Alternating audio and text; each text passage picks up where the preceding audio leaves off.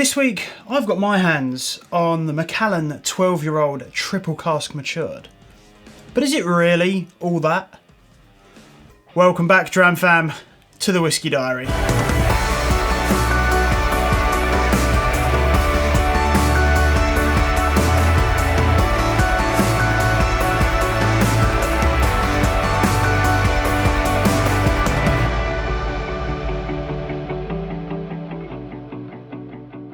So this week, it's the turn of the 12-year-old Triple Cask Matured Macallan. Macallan is a distillery that many of you are probably quite familiar with. In fact, if you Google, what is the best whiskey in the world? Supposedly, that is the Macallan 18-year-old Sherry Oak cask, I believe it is.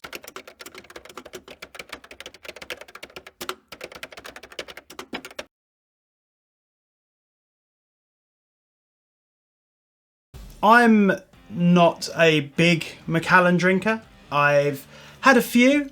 I actually went to this distillery not that long ago, which I'll share a bit more information about that a bit later on. But I've never owned a bottle of Macallan, and I thought it would be the right time for me to buy a bottle, try it for myself firsthand, not like, a tasting or anything else, but actually purchase a bottle for myself and see how I got on with it. Now, this particular specimen is a 12-year-old. It is a Speyside whiskey. It is bottled at 40%. Comes in a 70 centilitre bottle. It is all natural colour, but it is chill filtered. It is not peated, and it is a vatting of, if I remember correctly, an American oak sherry cask, a European oak sherry cask, and an American white oak bourbon cask. I picked this up from Master of Malt for, if I remember correctly, it was £58.68 or something like that, but it was around £60 for the bottle. Now, I've sat with this for a little bit over the last few days, because I very much like to, I've very much started to try and really get to know the whiskey. A lot of the time I was doing tastings quite soon after having the whiskey for the first time, and I thought in some cases that was a bit unfair. So I'm starting to notice that whiskies that I wasn't necessarily all that fond of, or I liked but didn't think were very special, I've revisited later on down the line and realised, okay, actually, maybe I like this a little bit more than I let on. And I started to pick up different things in that whiskey. So I've been sitting on this one for about 2 weeks. On the nose, initially quite light, very sweet, very fruity. Little hint of spice. Nice stewed apples, spiced stewed apples, similar to that of an apple crumble. Some subtle tropical notes in there. Maybe a tiny bit of pineapple, like sweet glazed pineapple. Some oak. It doesn't strike me as an especially oaky, wood-forward whiskey. But some oak in there. That spiciness is really quite hard to place. It's got quite a malty, like a malted barley smell to it, which I quite like. Maybe a bit of a dried grass, like summery dried grass notes as well. Some nice citrus peels too. On the palate,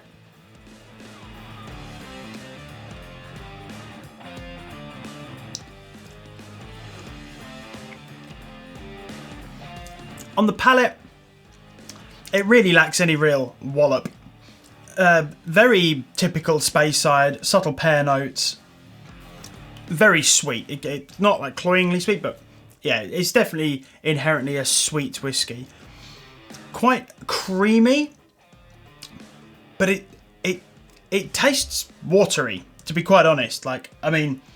It's bottled at 40%, and I will say I am quite used to drinking stronger whiskies. You're talking anything up from 43, 46 are pretty much my daily drivers, all the way up to cask strength. But to me, this feels overly watered down. It lacks any real punch to my palate.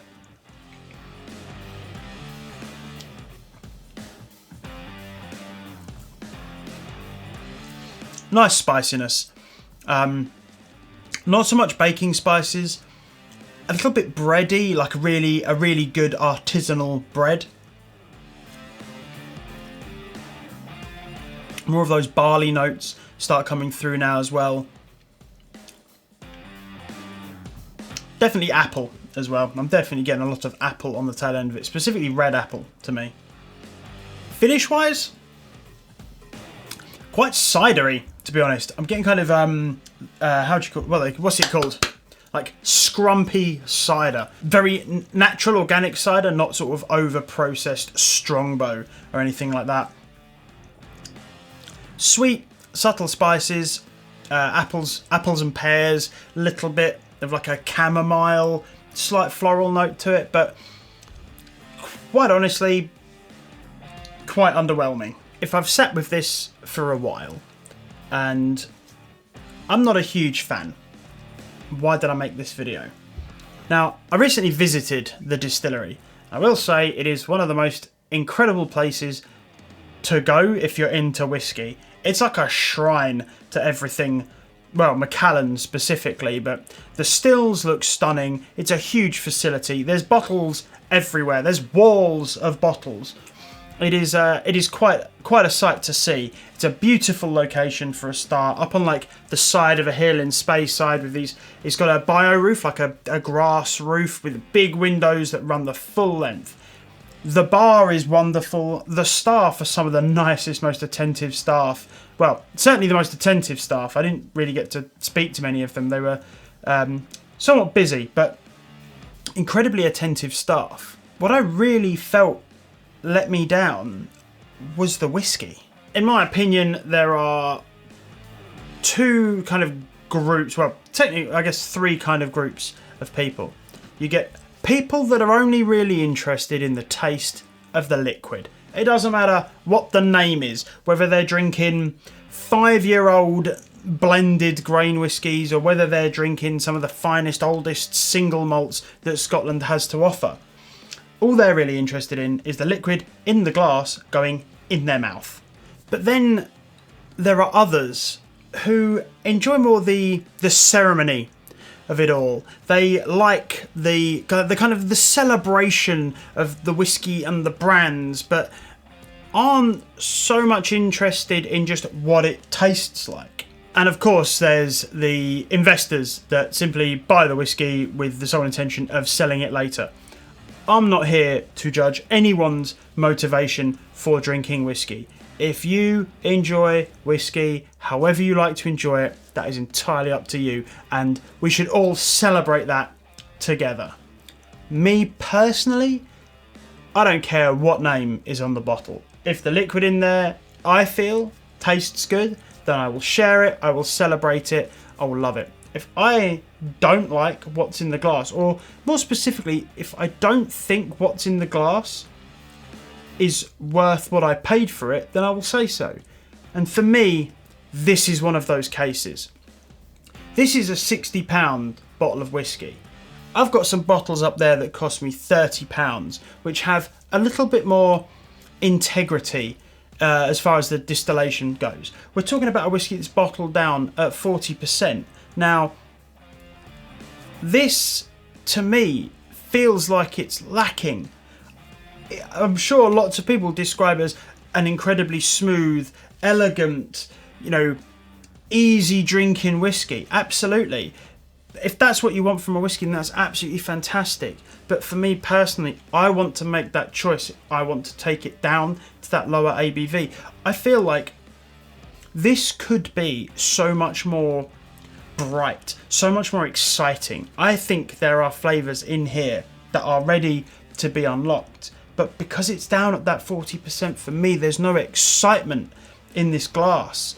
It just tastes fine. If, for instance, you are into the idea of owning a bottle of Macallan and you're not hugely into finding something super exciting, super new, you don't want to go trawling through the shelves looking for something new and different, then this is for you. This is fine. I can happily drink this absolutely all day long, but not at 60 quid. That's kind of where I feel like it's just lacking, man. I feel like they could do better. with this, but it's Macallan. Do they have to do better? Or are people still going to buy it? Well, the answer is probably yes, because I struggled to find this particular bottle. I mean, it wasn't even this particular bottle that I wanted. I was just searching for an entry-level Macallan, which, as far as I can tell, that's what this is at £60. And I found it on Master of Malt, and it was about the only Macallan they've got in stock that's sub £200. I definitely think Macallan is marketed to a more premium audience. You know, I've said it before and I'll say it till the day I die. You can get some incredible whiskies for sub £50. You can get some even better whiskies for around the £60 mark. There are some stunning whiskies out there that have all of those things that we like to look for. You know, non-chill filtered, all natural colour, 46% and above. Things that really, you know, can demonstrate the wood that they've been put in. Macallan spoke a lot about their wood policy, but to me, I'm tasting this and I'm just... tastes fine. I don't feel like there's any wood that's really here, like, on show. That's not to say it's not drinkable. I've been drinking it the whole time I've been doing this review.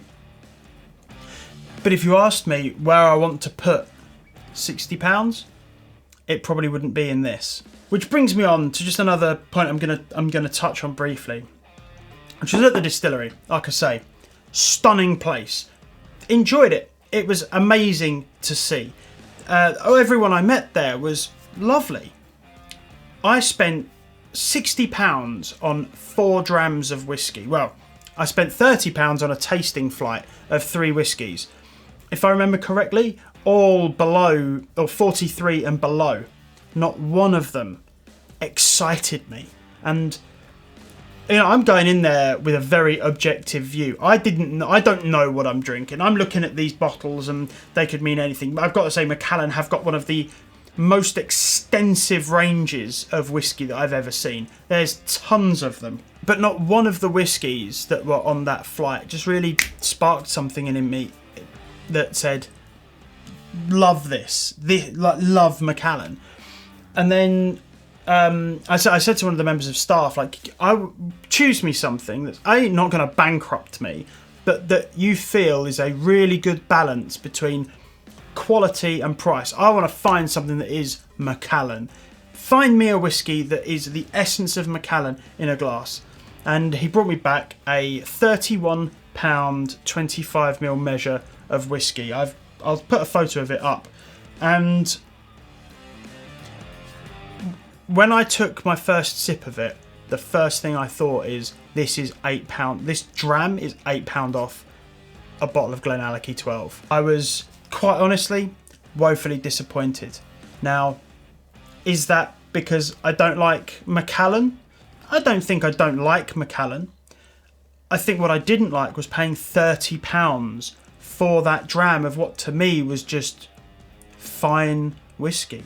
I think, you know, we're spoilt for choice at the moment. We have got some fantastic distilleries popping up all over the place. And these are people that are putting those 46% unchill filtered, all natural colour, really cask influenced whiskies out there at reasonable prices.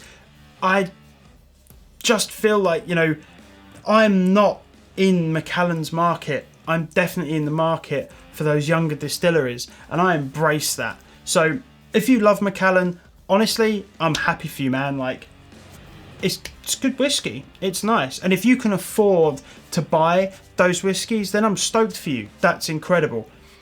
Me personally, I feel like if I've got £60 to spend on a bottle of whiskey, I'm more than likely going to go elsewhere. But anyway, that's enough from me. Thank you all very much for watching. If you'd like to support the channel, please do hit the subscribe button and you can click the bell icon to be notified whenever I upload. And on that note,